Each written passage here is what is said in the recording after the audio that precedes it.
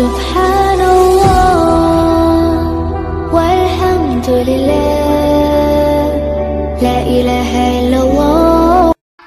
If Allah subhanahu wa ta'ala is testing or has tested your patience, then you need to hear this.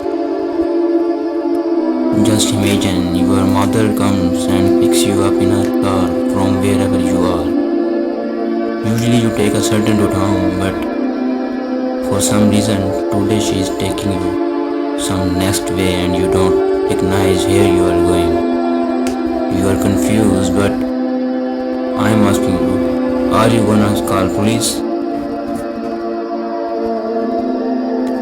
Are you gonna scream for help? Are you gonna stress out where she's taking you and what's going on?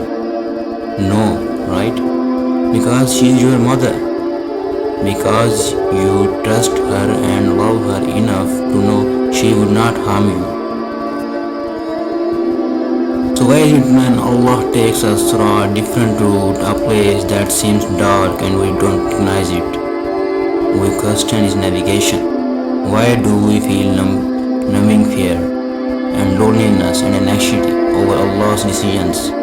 It's Allah subhanahu wa ta'ala. You know His love for us is infinitely multiples by that of our mothers.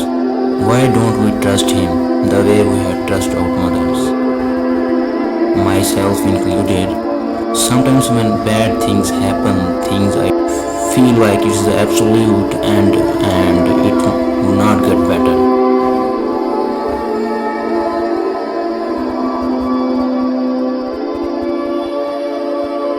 We pray to Him and believe in Him, but sometimes we are little too quick in our lack of trust and patience.